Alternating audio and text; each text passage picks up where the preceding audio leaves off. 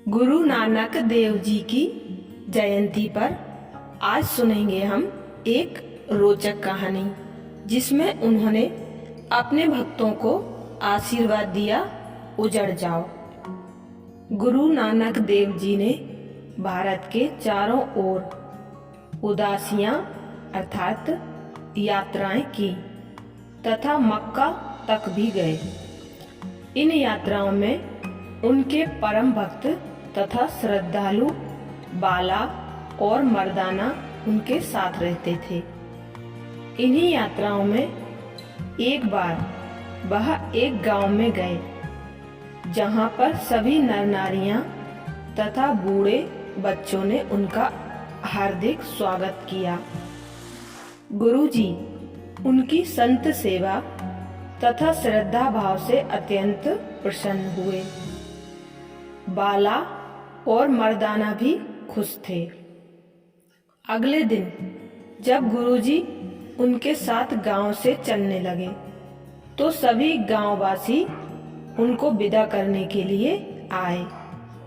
उस समय गुरु नानक जी ने आशीर्वाद दिया कि आप सभी लोग उजड़ जाओ, अर्थात देश के कोने कोने में बिखर जाएं। सभी भिन्न भिन्न स्थानों पर जाकर रहें। बाला और मर्दाना आश्चर्यचकित कि यह कैसा आशीर्वाद, परंतु मौन रहे, कुछ नहीं बोले। दूसरे दिन वे यात्रा करते करते एक अन्य गांव में पहुंच गए। वहां के लोग बहुत दुष्ट थे। उन्होंने गुरुजी का कोई स्वागत नहीं किया, बल्कि बुरा भला कहा, ना कुछ खाने के लिए दिया और ना ही रहने को कोई स्थान दिया। अब रात थी, इसलिए वहीं बितानी थी, सो तीनों भूखे ही एक पेड़ के नीचे जमीन पर सो गए। अगले दिन जब वहां से प्रस्थान करने लगे, तो गुरु नानक जी ने चलते समय कहा, भगवान करे कि यह सभी लोग सदा इसी गांव में ही बसे रहें, अन्य स्थान पर न जाएं। बाला और मर्दाना स्तंभ रह गए। अब उनसे नहीं रहा गया। दोनों ने गुरु नानक देव जी से शिकायत के रूप में कहा, एक साथ कहा, यह आप क्या कह रहे हैं? आपने उस गांव के सज्जन, श्रद्धालु तथा दयावान लोगों को जगह जगह बिखर जाने का आशीर्वाद दिया तथा इस गांव के दुष्ट, अभद्र तथा क्रूर लोगों को आराम से इसी गांव में बसे रहने का आशीर्वाद दे रहे हैं। हमसे यह सहन नहीं होगा। गुरु साहिब जी बहुत ही शांत स्वभाव वाले थे। वो बोले, उन सज्जनों की देश में ही नहीं संसार में सर्वत्र आवश्यकता है। जहाँ भी जाएंगे सत्कर्म करेंगे तथा सद्गुणों का प्रसार करेंगे। इससे समाज तथा मानवता का कल्याण होगा। दुष्ट लोग अपने अवगुणों तथा दुष्कर्मों से जहाँ भी जाएंगे वातावरण को दूषित करेंगे। इसलिए इनकी दुर्गंध एक ही स्थान पर सीमित रहे तो अच्छा है। मेरे प्यारे शिष्यों, इस रहस्य को समझो। बाला और मर्दाना गुरु जी के चरणों में नतमस्तक हुए तथा क्षमा याचना की। तब वे अगली यात्रा पर चल पड़े। अब जानेंगे गुरु नानक देव जी की बायोग्राफी। गुरु नानक देव सिख धर्म के संस्थापक और सिखों के पहले गुरु थे। उनकी जयंती प्रकाश पर्व या गुरु पर्व के रूप में मनाई जाती है।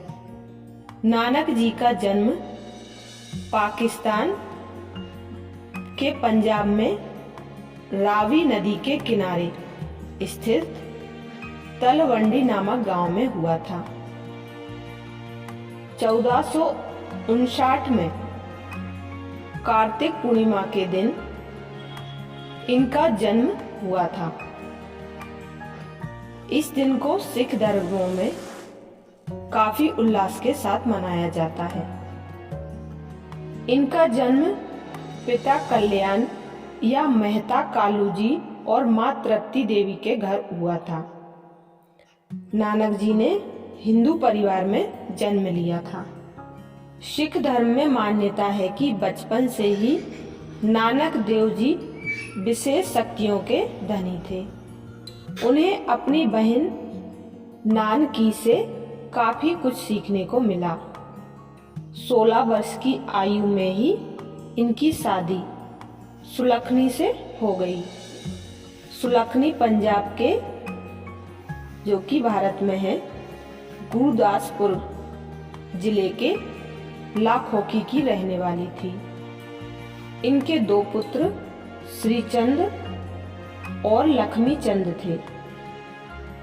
इन दोनों बच्चों के जन्म के कुछ समय बाद ही नानक जी तीर्थ यात्रा पर निकल गए।